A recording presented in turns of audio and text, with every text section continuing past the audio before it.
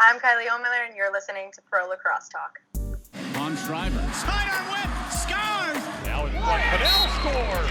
Paul Rabel splits two and scores! Kylie Ohlmiller showing off those shifty skills. Kelly, not shy, bounces one home! What a start! Welcome to the Pro Lacrosse Talk podcast. I'm Hutton, he's Adam. Together we have all the latest news from all your favorite professional lacrosse leagues. We're happy to have you guys for another episode of Pro Lacrosse Talk. As usual, I, Hutton, am joined by my co-host Adam, as well as our first guest from Long Island today, Pro Lacrosse Talk contributor Tim Barry. Welcome to the show, Tim. How's it going, guys? Thanks for having me on.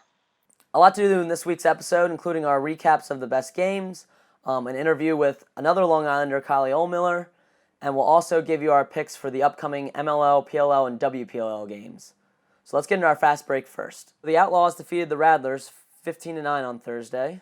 On Saturday, the Outlaws knocked off the Cannons 17-16 to give the Cannons their first loss. The Blaze defeated the Bayhawks 19-10 to give the Bayhawks their first loss. The Lizards beat the Rattlers 13-9 to get their first win. Rattlers are still looking for their first win. So in the PLL, the Atlas defeated the Archers 13-12 on Friday. And then on Saturday, the Chaos defeated the Chrome in overtime 15-14, handing the Chrome their fifth straight loss. They're still looking for their first win. And then the following game on Saturday, the Redwoods defeated the Whipsnakes 14-11 to hand the Whipsnakes their first loss of the season. So that concludes our fast break this week. Now we got our quick stick. We have the NLL awarded the Colorado Mammoth, Halifax Thunderbirds, New England Black Wolves, Saskatchewan Rush, and Toronto Rock compensatory picks for losing players to free agency last season. In the PLL, the Redwoods traded a third-round draft pick in the 2020 draft to the Chrome for attackman Wes Berg and a fourth-round draft pick in the 2020 draft. In the MLL, the Bayhawks acquire Ryan Keenan from the Rattlers in exchange for Adam Osika.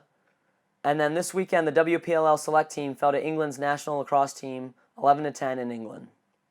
So that's our quick stick. Now let's talk about John Grant Jr., who went off against the Rattlers on Thursday. He had a hat trick plus one more for 4 total goals, and one of them was between the legs.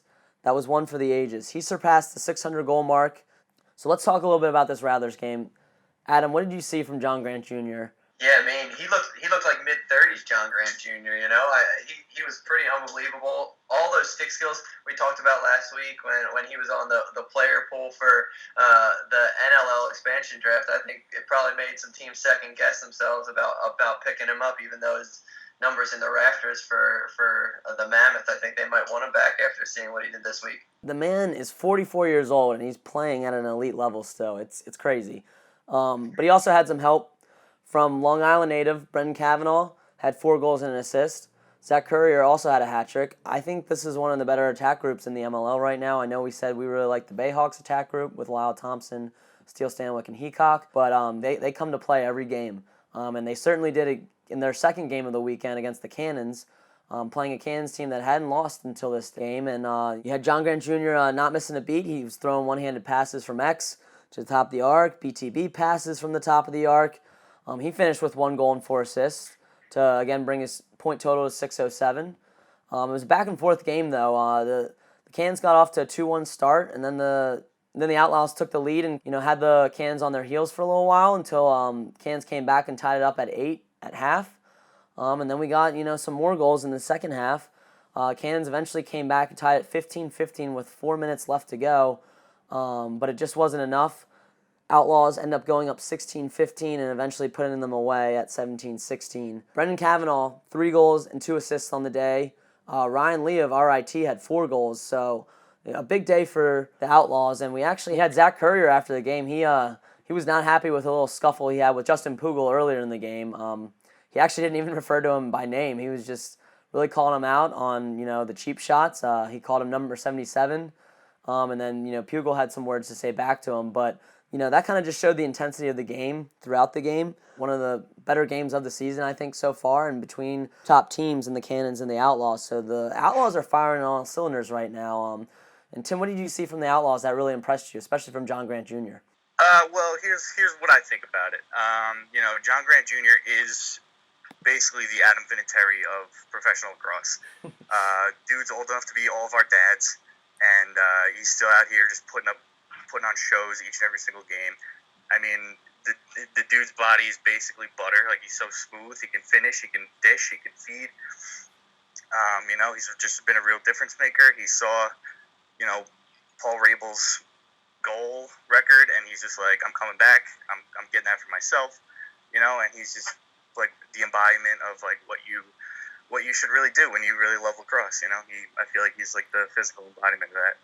No, absolutely. He is the the face of the game, and like you said, he's playing at a high level. Even though he could, be tearing it up in some men's league, he prefers to do it on the professional lacrosse field. So yeah, definitely I want to see some more out of him. He keeps bringing it every game, and the Outlaws are the most exciting team right now, and they're sitting at the top of the standings thanks to the Bayhawks losing to the Blaze this week as well, which ended up not being that close as we thought. I thought the Blaze would give them a good game, but they came out firing on all cylinders. They ended up scoring 19. Bayhawks only got 10. Shane Jackson had 5 goals and 2 assists. Brian Cole had 4 goals and 1 assist. And the Bayhawks got production out of their attackmen in Heacock, Thompson, and Stanwyck. I mean, Lyle Thompson had 4 goals, 2 assists for 6 points on the day. Stanwyck, 1 goal, 2 assists, and Heacock had 2 goals and assists. So it's not like those guys didn't bring it, but just no production from the midfield, and that kind of really hurt them in this game. And, the Blaze get their 3rd win of the season, now 3-1, and the Bayhawks are sitting at 2-1. But it's still anybody's league right now, I feel like, in the MLL. Yeah, I think another big thing to point out is Nico Amato in cage for the Bayhawks only was at 50% for the night on save. So he saved 16, but he let 16 in as well. And Brian Phipps, their former starting goalie, got some garbage time at the end of the game when it was a little bit out of reach for them already. So the Blaze played an all-around strong game, just like they have the rest of the season. Those guys we already discussed. Shane Jackson, man. We talked about him since the beginning of the season. At first, we were surprised at what he was doing. At this point, I don't think we should be surprised that he's putting up 7 points in a game, and him and Brian Cole are doing what they've done from the beginning of the season. It kind of should be the expectation now rather than being surprised. Yeah, no, absolutely. Another great game, and these teams are definitely ones to watch. It's a really tight race at the top. You got the Outlaws at the top at 4-1. The Blaze sitting at 3-1 now, tied with the Cannons at 3-1, and the Bayhawks are sitting in the middle at 2-1 right now. So any of those teams can make a run at the championship this year, and that kind of brings us to the Lizards and the Rattlers, who are sitting at the bottom. The Lizards end up getting their first win against the Rattlers. They end up winning 13-9. Again, the Rattlers they're hanging in these games, but they just don't really get enough production. They really haven't found the way to win these games, and the Lizards get their first, which it was a big one for them. The usual players came to play. You had Rob Pennell with 5 points. He had 2 goals, 3 assists. Malloy had a hat trick. Crowley came in and got 2 goals, and then you even had Ryan Walsh with a hat trick. So, they got some production from all over the field, which is what we mentioned that they need to do going forward. So, a much better game for them. Still, like I said, it's not really going to show us how great the winning team of this game was, but more how bad the losing team was. So, rather still looking for their first win, and they'll look to get it next week. You know what, fellas? Just looking at the standings now, as much as there's a lot of season left and things could change, I think whether it's Denver at top or at 4 or at Blaze at the top, I think the semifinals for the MLL might be set unless the Lizards and Rattlers really change things. Yeah, no, it's looking like that. I mean, the Lizards are really going to have to go on a deep run in order to get themselves back into this. Still not done yet. Still plenty of the season left, but certainly a lot to overcome sitting at 1-4. And the Rattlers are, all but dead in the water now at 0-5. They're going to have to put together a string of wins if they want to make a chance at the playoffs as well. So that wraps up the MLL games from this weekend. Now let's go to our interview with Kylie Ohlmiller. So Adam and I sat down to talk to Kylie. She's one of the most elite athletes at the WPLL level right now, and we got to sit down with her and talk about her career so far and where she sees her career headed as well. We're lucky enough to have Kylie Ohlmiller on the pod with us today. Kylie was a 4-time All-American, America East Player of the Year, 2-time Tualatin finalist during her time at Stony Brook University. She currently is a member of the WPLL Fight and also Team USA. Kylie, thanks so much for joining us today. Hi guys, thanks for having me on. I really appreciate it. Really excited to have you on. You guys have been having a pretty awesome season for the fight this year. How do you think things have been going? Yeah, it's been really cool to just get back out there with some of the best of the best. I've got a really stacked team, and I can pretty much say that about every WPLL team out there. Is everyone's just super talented out there. So it's really just awesome to get back out there with some of my teammates and getting together. And it's interesting to only get to play every summer now graduating from college, so that's new, and it's all year round. You kind of wait until June 1st, I guess it was. That was our first game, June 2nd. So we were really looking forward to that and just kind of getting out on the field and competing again. Awesome. So, Kylie, both your parents are athletes. Your sister Taryn is at Stony Brook now. You got to play with her before you graduated. Tell me about growing up in a household of athletes and how that really had an impact on you, choosing your career as a professional athlete. I mean, it was huge. When my sister and I were young, my parents kind of pushed sports on us from the get-go. And when I say pushed, I mean they kind of just held it out, open arms. We were always playing sports in the backyard. We started at a young age playing soccer because my mom played soccer. We started swimming when we were really young competitively. So it was just always in our DNA. It was always in our household. Taryn and I always grew up super competitive, not so much with each other, but just in general. We always liked to be outside and competing with the boys in our classes and, being outside at recess rather than inside and doing those kinds of things. So, I think sports has just always been a part of our genetics and who we are. So, I think, and, I can't say enough about my family being, my rock and my support system throughout my entire career as an athlete, whether it was when I was 4 years old trying to kick a soccer ball around or to now. So, it's awesome to be able to have their feedback from when they were athletes, my parents, and just kind of their advice and what they see when I'm out on the field, even though they might have not have never played lacrosse, they played sports. Yeah. They know how it goes. So just taking in all that they have to say from their experiences, it's always been really incredible. Awesome.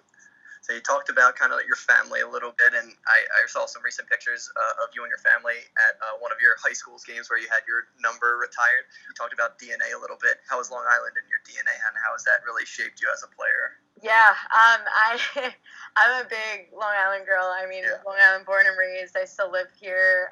A lot of my friends even ask, are you going to move anywhere anytime soon? And I'm like, I don't think so. I love it here. It's part of my blood.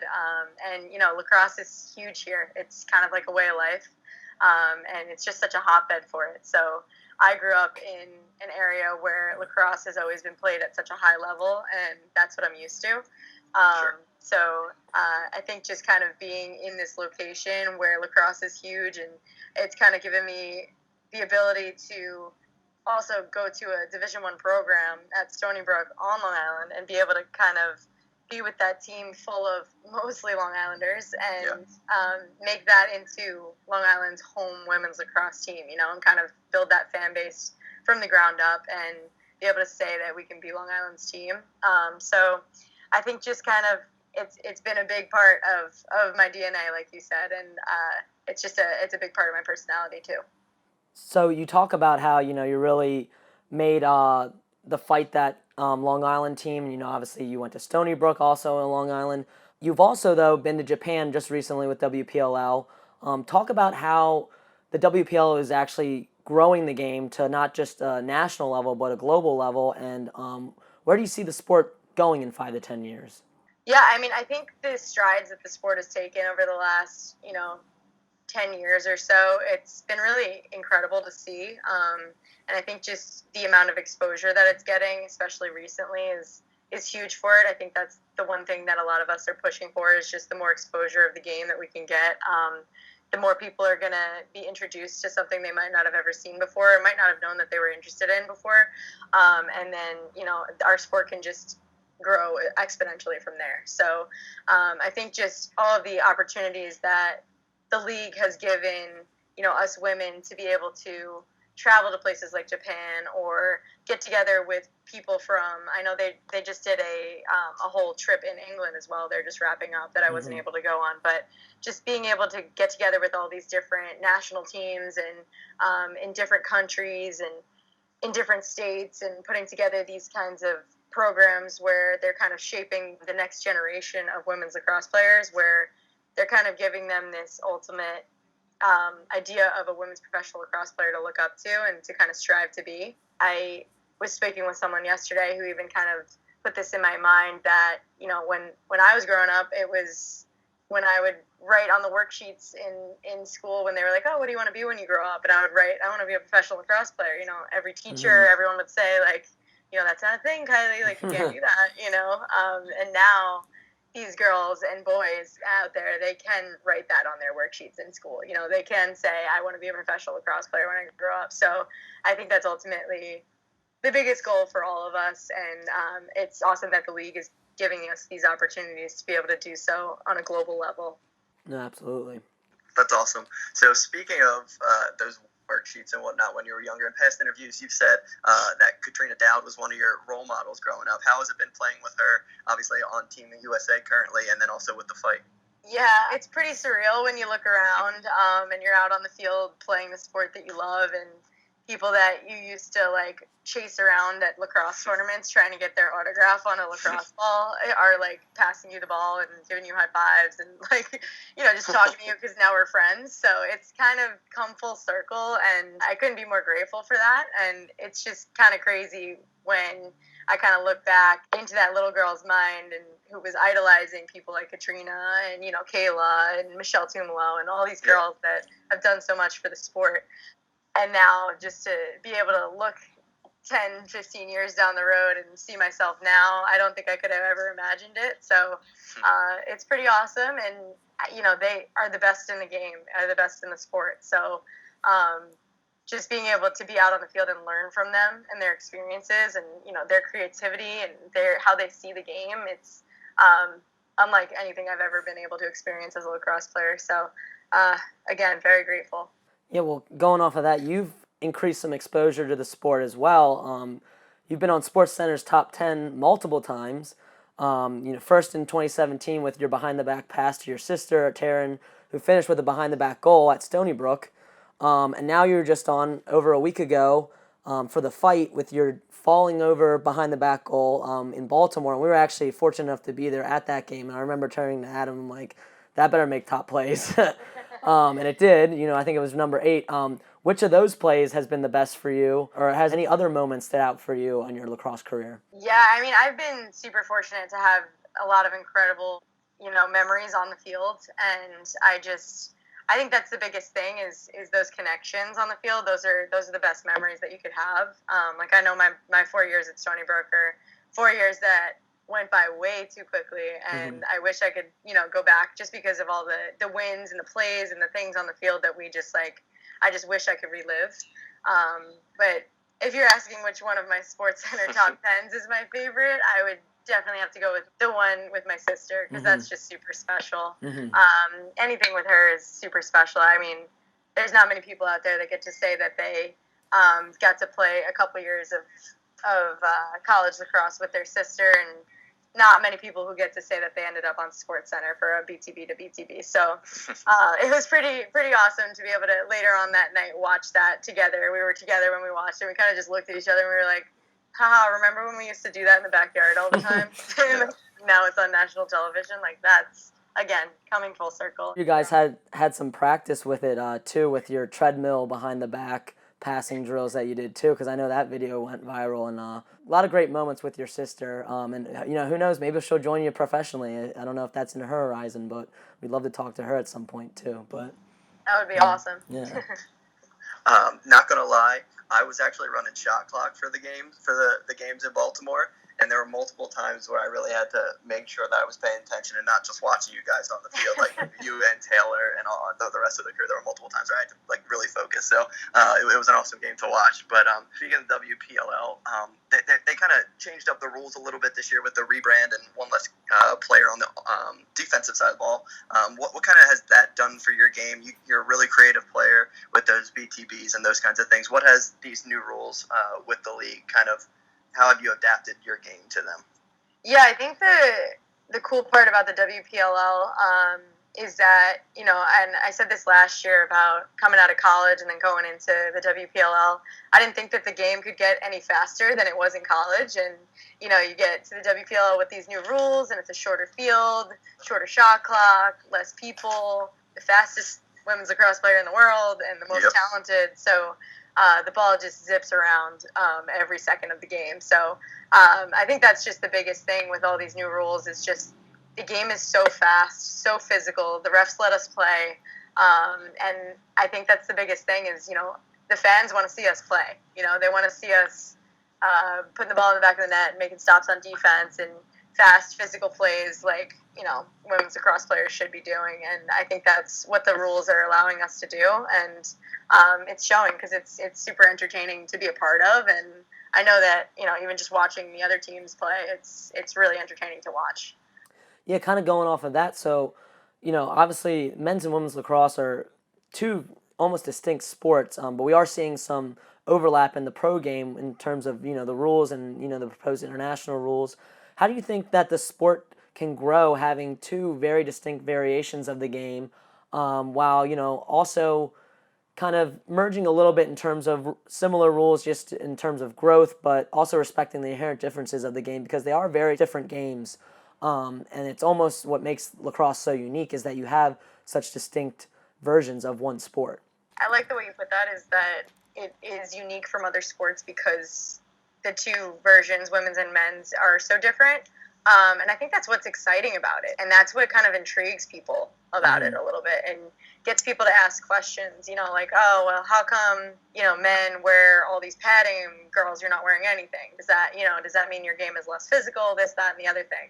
And it kind of gets, I think what's cool about it is it gets people asking about the sport, which is ultimately what we want. You get people who don't know what lacrosse is asking all these kinds of questions, and then you get to educate people on lacrosse in general. But I think for the growth of it, there's that aspect, and then just the fact that, we're all kind of in it together, whether we're men's players or women's players, whether we have different rules or not.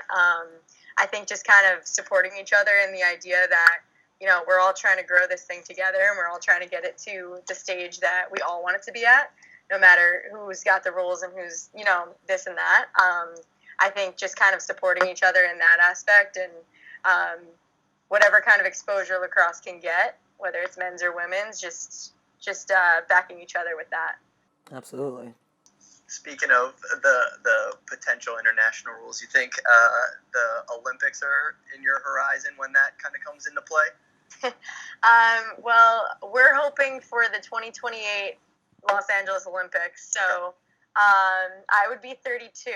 So it's not to say that I wouldn't be able to do it, but I mean, it's definitely in my goals. Awesome. I think just as an ultimate goal for the sport of lacrosse, it's also in my goals because I think just that's where we want to go. That's the limit that we want to reach. We want to be in the Olympics and we want to be able to be that sport. So anything that I can do to help get it there, whether I'm playing or not, someone's going to be wearing USA across their chest in the Olympics one day playing lacrosse. So that's all that really matters. Yeah, well, you're one of the first, to really take it on full time, head on. So I think you take care of your body. So I think you still have a future if you put your mind to it. So I think you can keep it up. I appreciate that. Thanks. Yeah. Well, going off of that, we're gonna get to our 5 and 5 segment. So this is kind of a new segment for us. But we want to ask 5 lacrosse-related questions and then 5 non-lacrosse-related questions. So these are going to be like some quick questions, just some quick answers that come to your mind, and then we'll go from there. All right. Sounds good. All right, so first lacrosse-related. What are some pregame superstitions or routines you have? I always put on my eye black. It looks like the Batman wings. I've been wearing it for a while. And I always eat a handful of Skittles. And on my right wrist, I write the initials of 3 special people that I lost in my life, just as a reminder to play for something bigger. But those are my 3 pregame rituals. Awesome. Now, what is your current lacrosse stick setup? I know your dad actually strings your heads, but what are you going with, right now in terms of a shaft, head, and string job? I am full Dynasty Warp Pro right now. I'm Okay. actually playing with a prototype that I can't talk too much about, but it is a prototype that's in the works, another version of the Dynasty Warp Pro. So it's awesome. Super lightweight and loving every second of it. Yeah, so, anybody listening to this and are still playing, keep your eyes out on Kylie's social media. Maybe you'll see some new Warrior Warp soon. So, Ooh. how do you stay focused when your team doesn't play well or during stretches when you personally don't play your best? I think the biggest thing is just to, kind of take a step back and remember why we're playing the game, which is, we all want to win out there. We're all super competitive, and sometimes we get in our own heads a little bit because we all want to be the best that we can possibly be. But being able to take a step back and just kind of play for that bigger purpose of having fun and the passion that we have when we play lacrosse. Just being able to say to yourself, like, let the game come to you instead of going out and searching for how the game should go. Yeah, just taking a step back and a deep breath and playing for the right reasons. No, that's great. Who is someone in the lacrosse community, whether it's a coach, teammate, opponent, or even, a relative that you admire? I definitely owe a lot of my success in my lacrosse career to Coach Joe Spallina.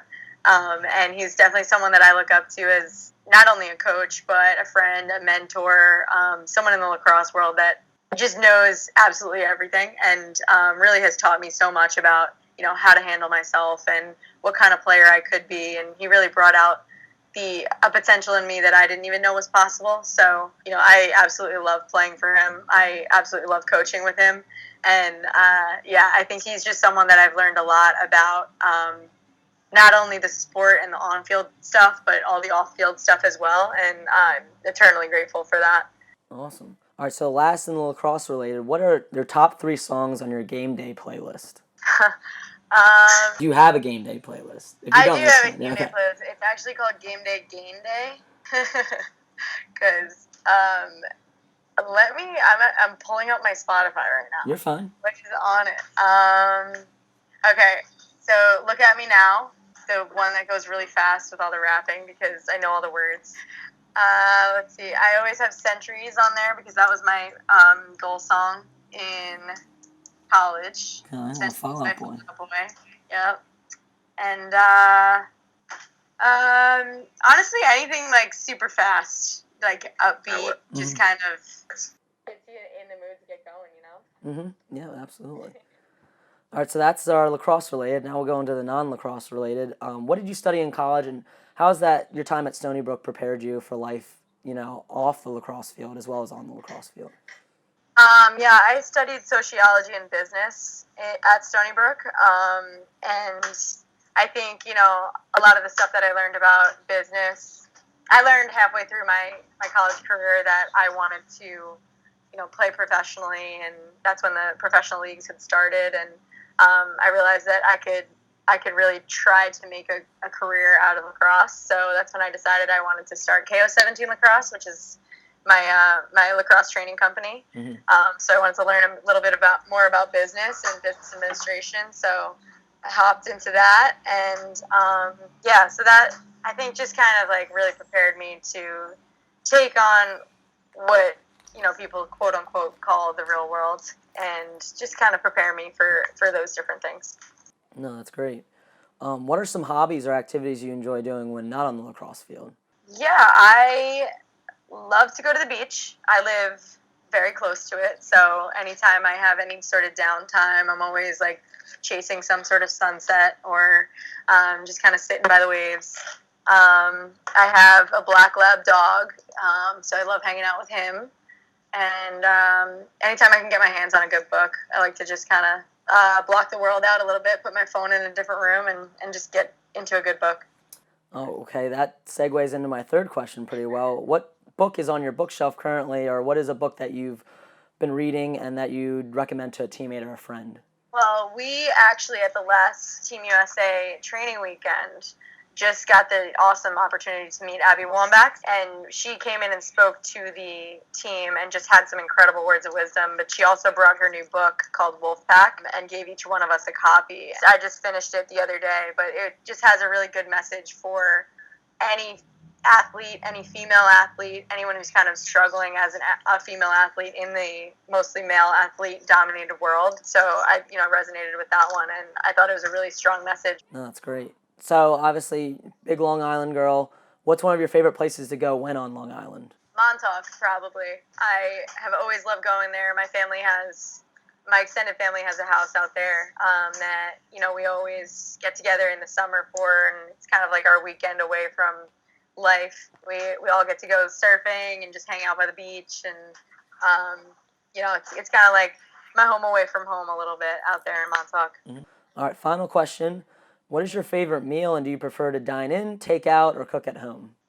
I'm not the world's best cook, so I'm definitely not going to say cooking at home, but I love sushi, so I would say that I probably eat that like once or twice a week. That would probably be my go-to takeout meal. Awesome. All right, so that wraps up the 5 and 5.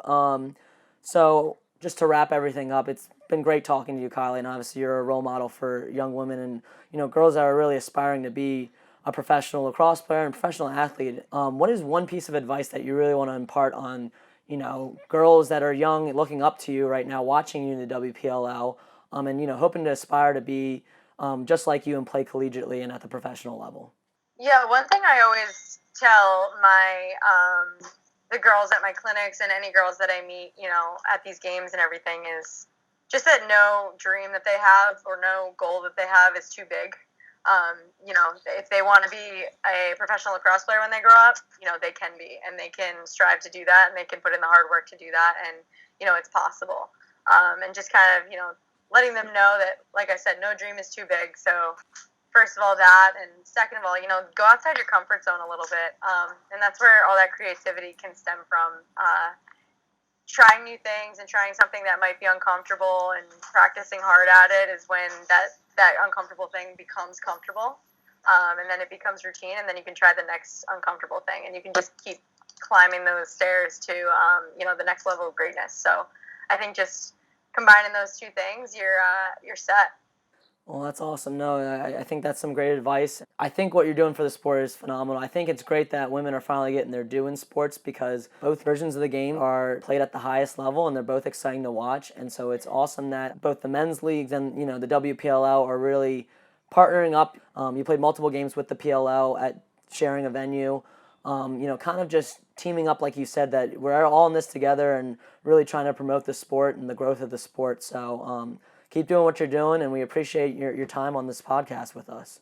Thank you. I really appreciate all those kind words, and Hope Lacrosse is. I love what we're all doing for it. So just hope we can continue to grow, and we really appreciate all that you guys are doing, all the platforms and everything, and just tweeting out everything. I know it sounds so silly, but a small tweet can go a long way, especially for our sport. So we see what you guys are doing. We really appreciate it. So thank you so much for having me and for giving us another platform to expose ourselves. I just appreciate you taking the time out today. I'm a big proponent of the WPL, and I think it's time that you guys got your due. So I'm really appreciative of you taking the time.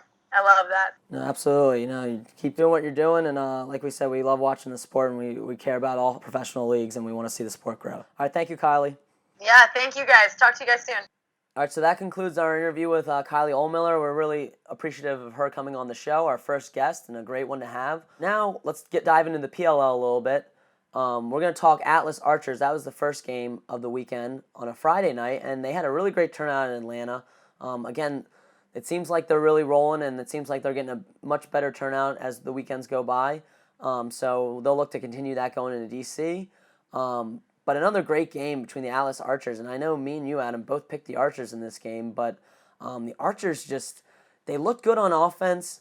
They just let the Atlas kind of hang around a little bit until it was a little too late. And, Trevor Baptiste, again, with a phenomenal face-off game. He had 11 straight to end the game. They were down, headed into the fourth, and, they came back, and it just really didn't seem like the Archers made the Atlas work for any of their goals in this one. You had Joel Tinney with 2 goals and 1 assist. You had John Crawley.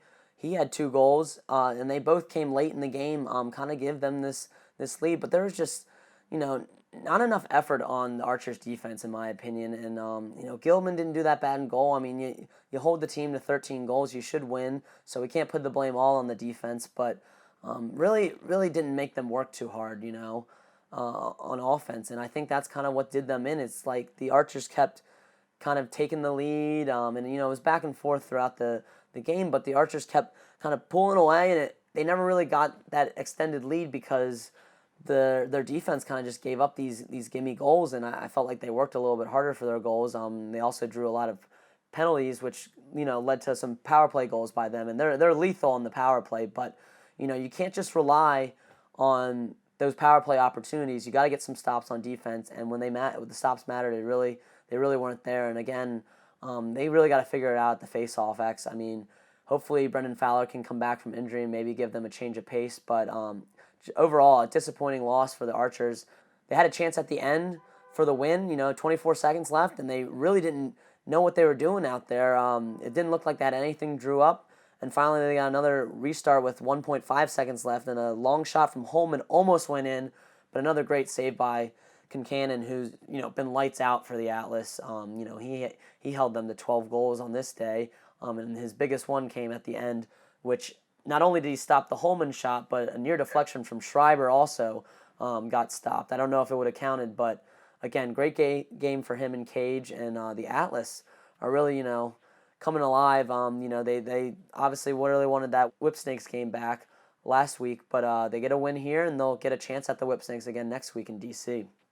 Yeah, it'll be interesting to see what happens with a team like the Archers, who started out so successfully and then have gotten to this point in the season. What they do if there's a potential kind of spark plug for them at the trade deadline. We're a couple weeks away from that, and they may wait to see if one more week they could jump all the way up to third place as of next week. So it'll be interesting to see if not only what they do, but the rest of the squads do, kind of heading towards that trade deadline. Yeah, I think they're better than their 2-3 record, but we're going to have to see a little bit more heart from them. And going off of that, I do want to hit on one of our social media contributors, Matthew Curtis, was down in Atlanta. He's a Whipsnakes fan, and we'll get to that game in a little bit. But on Friday, he went with his buddy, and they were repping none other than RJ Kaminsky, painting their chest. So if you guys didn't see that video on RJ's social media, feel free to check it out on his or on ours. Some great work by Matthew Curtis to bring us some good social images and video from Atlanta this weekend. So props to him. We're glad that he's part of the team, and he's doing some great work for us. So now let's go into that Whipsnakes Redwoods game. That was also a great game. That came second in the day, but I want you to hit on that first, Tim. Go ahead and tell me what you saw out of that game. Basically, Matt Rambo throwing down the Yu-Gi-Oh! Dark Magician card. I don't know what he did as a child. We might have to ask some of our LaSalle boy friends, but might have been enrolled in some ballet earlier in his life because he's just tiptoeing in his Jordans right around the crease. Going up against Eppel of the Redwoods, who is doing his best Frank Krug impression this year and leads the league in caused turnovers by, I think it was by at least 7. I know he's got 14. I'm not sure what the next person under him has, but yeah, he's really, destroying it. There's really no answer for stopping Matt Rambo. I mean, the Redwoods ultimately came out with the win, but Matt Rambo still tallied 8 points, which is absurd. Yeah, and I think no one's ever told Matt Rambo he can't score from GLE because he continues to do it. At each game, it feels like another one from no angle and that he makes go. So yeah, he's definitely carrying that team. But it was your Long Island boy Matt Cavanaugh who put on a show with 3 goals and 3 assists. What did you see from him? The Cavanaugh Cuzzies from Kellenberg put on a big show this weekend. I don't know, man. He's just a creator. He just, wherever he's out on the field, you got to look for him because he can just do anything from anywhere. He's a feeder, he's a shooter, and he just makes things happen. It's kind of tough to stop. And we saw that. He had the 3rd goal of the game to put them up 3-1. And, he's just a presence that you got to always account for, and it's kind of hard to. And then the newest Redwood, Henningberg, he had 2 goals and 2 assists against his former team, so he remains undefeated. Right now the only undefeated player in the league is Jules Henningberg, again putting on a show. And I think what was overlooked, though, mostly in this game was how good the Redwoods were on defense, because Joe Nardella dominated at the faceoff X, and that's large part because Greg Gurenlian was injured. He sustained a hamstring injury, and he battled through it, but he went 6 for 24 on the day. So it really wasn't one at the faceoff X. It was really one on their offense, and, it was close till the end. But, man, Kyle Harrison, K18, sends us back to the early 2000s with a jump goal on the run, the dagger, and the Redwoods end up rolling to a victory in this one, handing the Whipsnakes their first loss. So another great game. But I think the best one, obviously, so far was the Chrome Chaos, and it was a game we didn't really expect to be that close, and it ended up being a lot closer. But Adam, tell me about this heartbreaking loss for the Chrome, who are now 0-5. Well, I have to say, some of us thought it would be this close. I picked. I know I'm crazy, but I picked the Chrome in this one going into last week. But man, what else can they do to kind of throw a game at the end? I think that it was a great game from the beginning for the Chaos. They started out 7. It was 7-1 behind goals by Jake Porcaro, Miles Thompson, and a bunch of other guys. And at that point, Coach Starja. So what we talked last week about Coach Starzig making some changes potentially at the face-off X, giving a guy a shot. Well, he gave a guy a shot this week, and it just so happened to be in cage in Brett Queener. And man, was he spark plugged when he replaced John Galloway after that first 7-1 run. On the day, he made 15 saves and let up 7 goals, but let up as many goals as John Galloway did in that first quarter. And it was tough to watch early on, but I was super excited that Brett Queener was able to get his shot in cage and was a spark plug for the Chrome. Goals by Justin Gutterding got them to about 9-6, and then 12-11 at one point. Chrome even came back after being down 3 goals, scored the last 3 goals of regular time. But unfortunately, it was the wrong Dookie that scored. Chrome has tons of Duke players, but Chaos does as well, and it ended up being Deemer Class that to score the OT winner to beat some of his former Duke teammates. So great game to watch. Maybe not from if you wanted to just skip the first quarter, but it was an unbelievable ending. But man, I don't know what they're going to do going forward from here. They might have to make a lot of changes going forward when it comes to the Chrome. I would say it's just hard to figure out because they're not doing anything wrong per se. Yeah. I think the Queener move was good. I think he's got an electric personality. He's like the reason a lot of people started playing lacrosse back in the day. He's just fun to watch. He's a fun guy, and I think he definitely showed out. But I don't know. The Chrome, they're definitely like the older team, so I don't know if that has anything to do with it. But they just can't figure it out for some reason. I don't know why either. It's hard because they're not doing anything wrong. They're just, I guess, not doing a lot of things right. And I have to say too, the Queener move, I would have made the same move. And you can't put it all on John Galloway too, because the shots he was facing early on, no one's gonna make those, even the USA's goalie like John is. So it's tough, and they came back after that. But I'm curious what they're gonna do forward, because clearly a lot of things are working, just not at the right times. Yeah, no, definitely. And they, we're coming to the halfway mark of the season, so they got to put something together.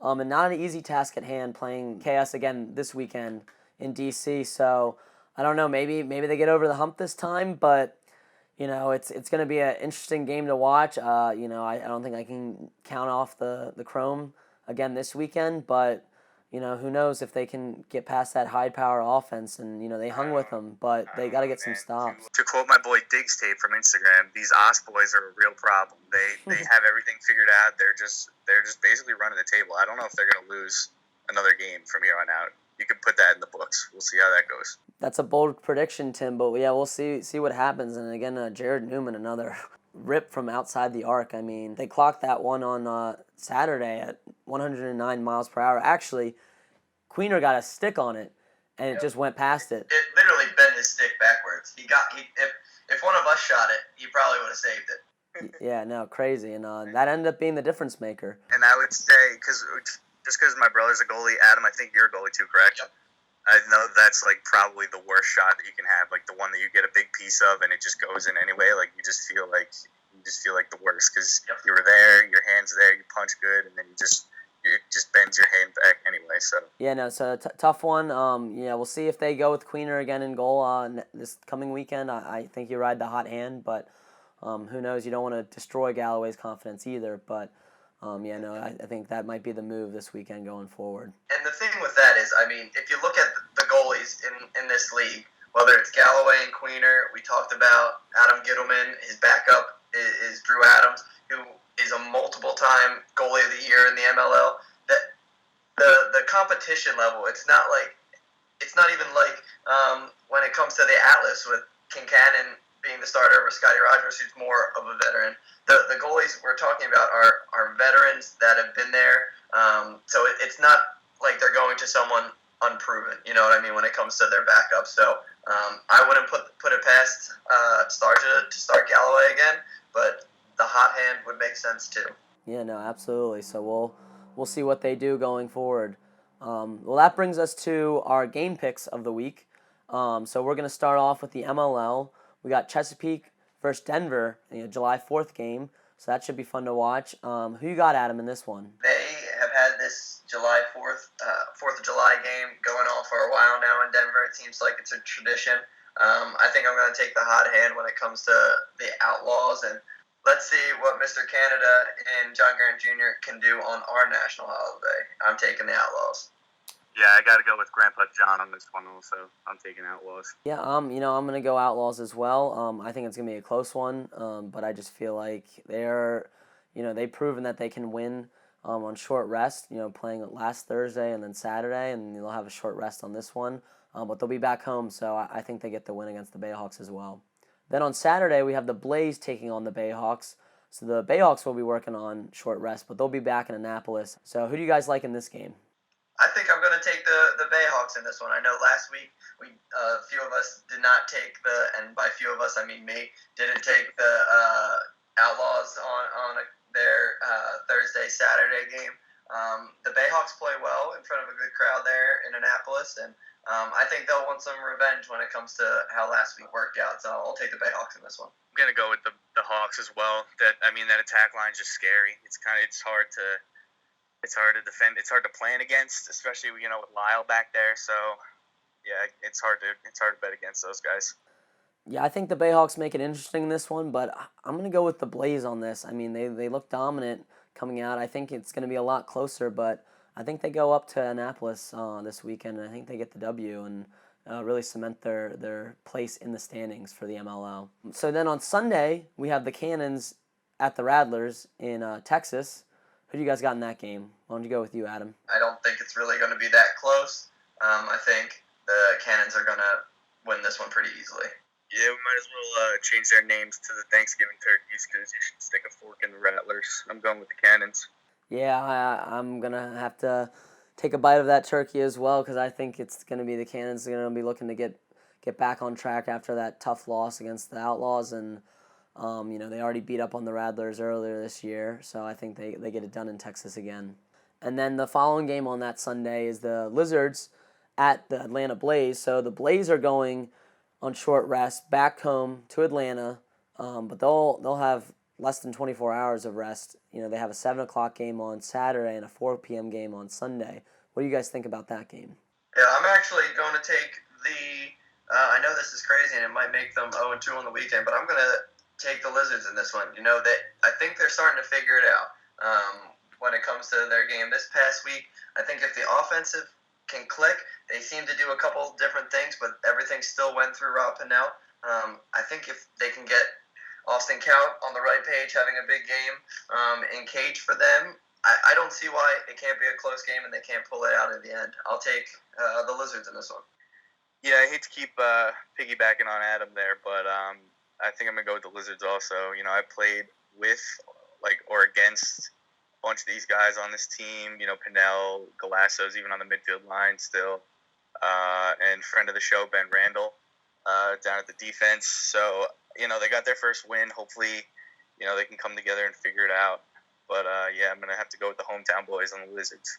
Yeah, I'm going Lizards too, and I like the Blaze in this game, but I mean we've all played back-to-back tournament games, but that's a little bit different. I mean, imagine playing back-to-back college games, with less than 24 hours of rest. I mean, it really wears you down. So, I think the Blazers are going to fall on short rest, and I think the Lizards are going to get their second win of the season and maybe put a little run together. So, we'll move on now to the PLL. We have the Redwoods taking on the Archers at 5 p.m. on Saturday. Who do you guys got in that game? I'm going to take the Archers in this one. After our conversation with Full Manny last week, I was expecting this week to be a big turnaround, and it was to some extent, just not the results they wanted. I'm taking Will's side on this one. I'm going with the Archers. I don't know. It's tough. I definitely want to pick the Woods on this one, but it's hard to say with, not knowing the severity of Beast's hammy at the X. That could be the difference maker right there. So it's tough. I think I'm going to go Redwoods. I'd like to see if Kyle Harrison can keep it going. He just surprisingly got his first point this past weekend. So, yeah, I mean, hopefully he keeps it going. I'm going to pick the Woods on this. Yeah, I'm going to go Archers just because of what you mentioned, Tim, with Grenlian out. Not having him is going to be huge. So, maybe Stephen Kelly gets his confidence back in this game and, can kind of really contribute to the Archers' success. And, I hope they can get back to 500. So I'm going to go with the Archers in this one as well. And now the second game we have is the Whipsnakes versus the Atlas, rematch from 2 weeks ago at Homewood. So now we're at a DC site, so there's not as much nostalgia here, but it's still a big game between these two Maryland and Hopkins heavy teams. Who do you guys like in this game? Despite not being in Baltimore, you're actually closer to Paul Rabel's house, being from that area.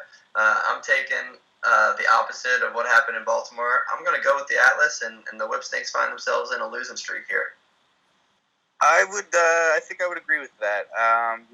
The way Concannon's playing in the goal,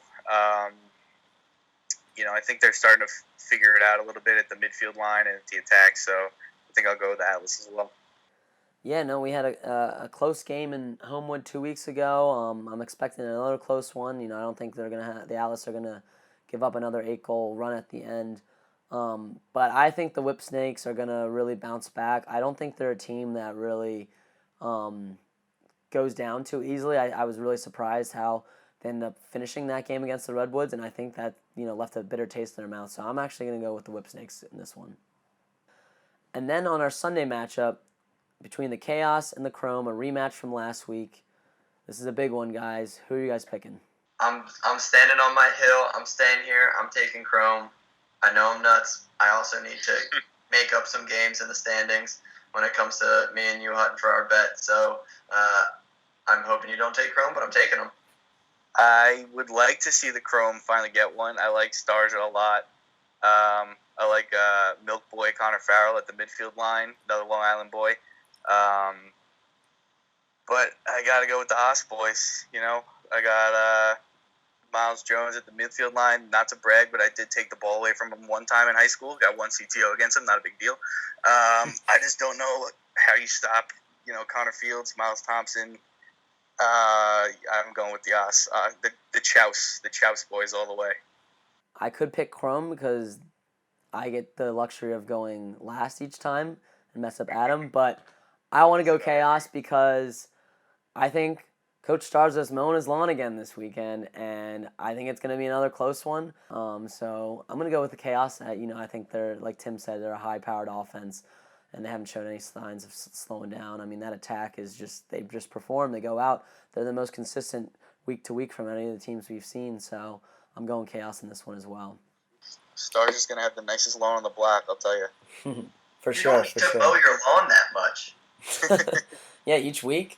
I mean, maybe he waters it a lot. He's probably putting some shrubs in, probably putting some sod down, maybe some turf. I feel bad for the guy. Yeah. All right, so now we go to our WPLL games. So the Fight have a break. They are off this weekend. But we have the Command versus the Brave and the Fire versus the Pride. So, Adam, who do you have in the Command versus the Brave game? Yeah, I think the most impressed I was in Baltimore, other than the Fight, were the Braves. So I'm going going to have to take the Brave in this one. They have some of the coolest jerseys out there, which also helps. But I just was super impressed by their offensive play in Baltimore. Didn't result in what they were looking for, but I'm definitely taking the Brave in this one. I mean, it's 4th of July weekend. You got to go land of the free because of the Brave. I'm going with the Brave.